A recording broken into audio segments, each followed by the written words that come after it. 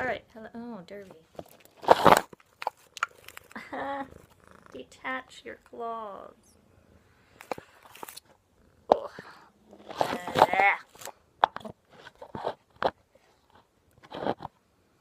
I apologize. Derby's in my room and don't. No. Ugh. She's being a nightmare. Stay. Or not. Hang on. This has to be fixed. Derby.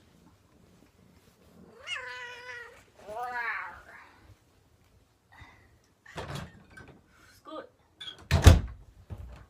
Alright. Problem solved. Okay.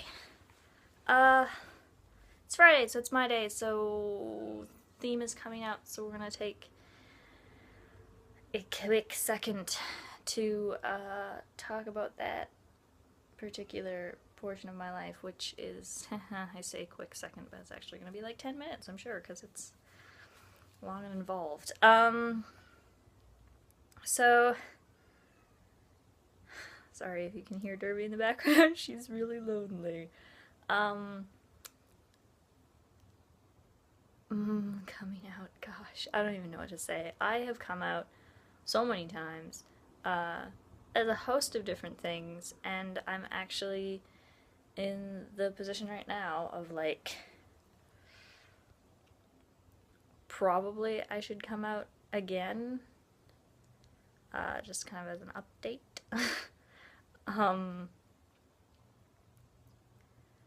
I don't know, I feel like there's this idea of, like, you figure yourself out and then you come out and then that's it. Like, of course you're always coming out because you're meeting new people and you're growing and it comes up, and so you have to come out repeatedly. But I kind of come out repeatedly because I grow and I change and I learn new things about myself, and the things that I thought were accurate and were accurate to describe me at one point are no longer accurate. And I think that that's probably pretty common in a lot of ways because a lot of feelings and identities haven't had words for so long, and the words in the vocabulary to talk about these things are starting to come out more and more now. And so previous to that, or previous to discovering those words in that vocabulary, it's hard to describe yourself, and then having to go back and, like, evaluate your experiences and evaluate yourself and your experiences now and all the rest of it. Like, it's a lot. And so I think it makes a lot of sense to identify with one thing and be like, this is it, because you just haven't figured out the words, or you haven't found, you haven't connected the experiences yet to what is really going on. Or at least that's my experience. So, I suppose I could count how many times I've come up, but why don't we just talk about them? I was terrified of being gay when I was younger, like, actually scared of it. Like, I used to ask my mom, like, do you think I'm gay? And she'd be like, no, I don't think you're gay. And I'd be like, okay. Like, yeah, it was quite frightening to me, which I find really odd now looking back on it. Just in the sense of just, like, I don't know, that was, I guess, the first warning sign, but, like, it was just kind of weird. And it was weird because, I wasn't coming from a family that was gonna have any problem if I was gay.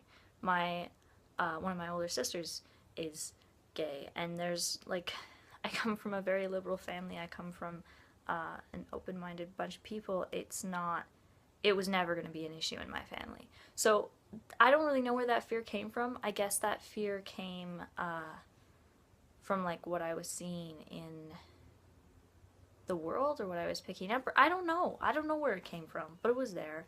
And then Turvy, she's just, like, meowing outside my door. And then when I was about, oh geez, how old was I? like 16,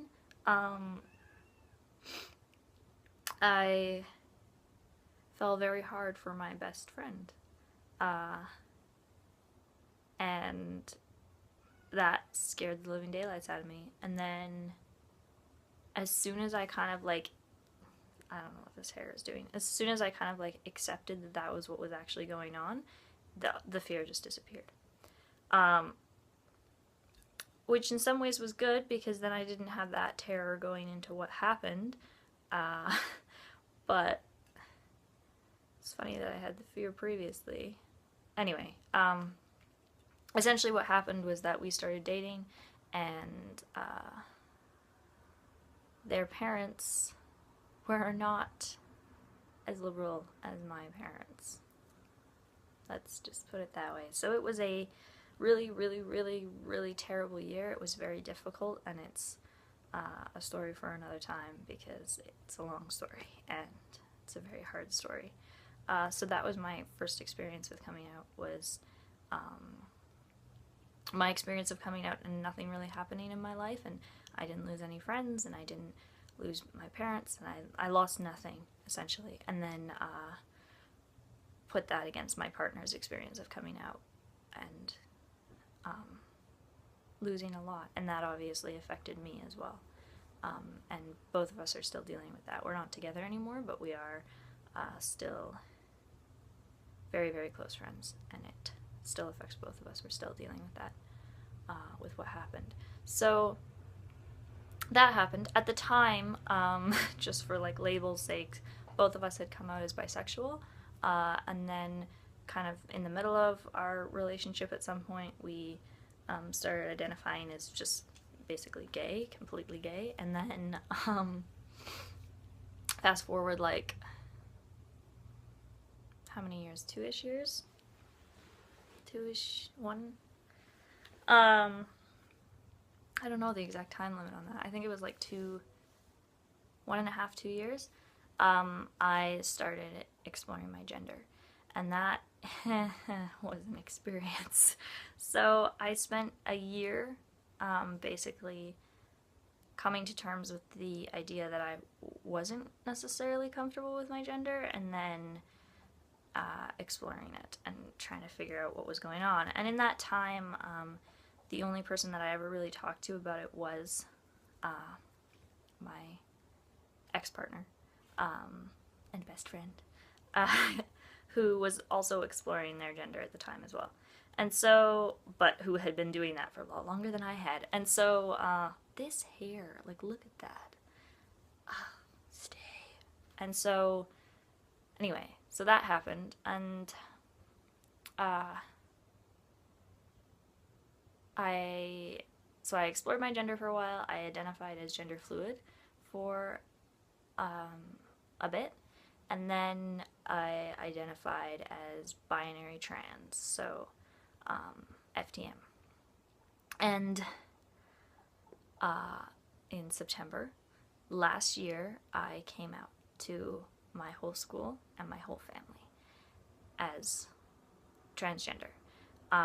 And I changed my name, and I changed my pronouns, and I effectively started to socially transition and consider medical transition. And that was a big frickin' deal. Like, where me being gay and just like wanting to, not wanting, and just like having relationships with women and being interested in women and loving women was not a big deal, being trans has been a big deal. And it has shaken my family, and it has been challenging for a number of my friends. Not necessarily in acceptance-wise, but just like in concept-wise. So it really, really changed my life and affected me in a lot of ways. Both good and bad ways. So that happened. A few months after that, I started identifying as asexual, well, gray ace, asexual, aspectrum, and biromantic. And that's what I identified as for a long time. And then this summer, A lot of things happened. Like I said, it's a long story. Coming out is a long story for me. A lot of things happened this summer. Essentially, there was a whole thing with my shoulder and my ribs, and I'd been binding for a year, actually. Not almost a year, for a year. And there was this whole thing with my shoulder and my ribs, and I had to get some things moved around and some things fixed, and through the healing process of that, I stopped binding, and I wasn't wearing any type of restriction around my chest at all. I wasn't wearing a bra, I wasn't wearing a binder, I was wearing nothing. And I used that experience as a chance to try and deal with some of the dysphoria that I was having, and be comfortable in my skin and love my body the way that it is, which is something that I was really interested in doing because I wasn't necessarily sure that I was comfortable medically transitioning, and I wasn't sure that I was comfortable with a lot of the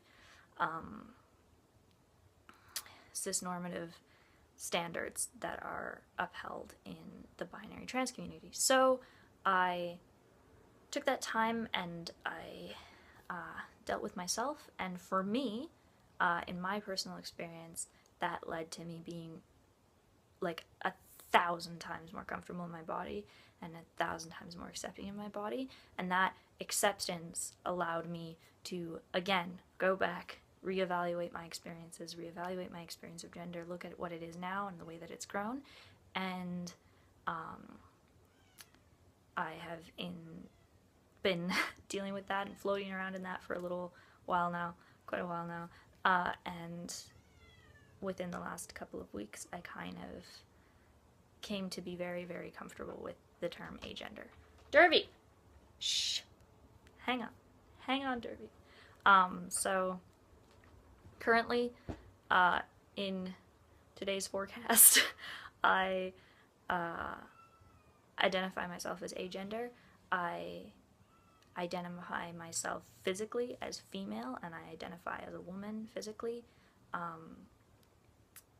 And I'm not sure what's going on with my sexuality. That's a whole other thing that I haven't gotten into yet, so I will do that at some point.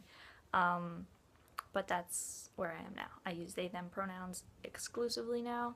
I go by both my legal name and my chosen name, and I generally float around, and I'm super happy. So yeah, if you take anything away from this, I hope that you take a sense of comfort and take a sense of strength in the idea that you are allowed to grow and allowed to change, and growth and change do not invalidate any experience you've ever had.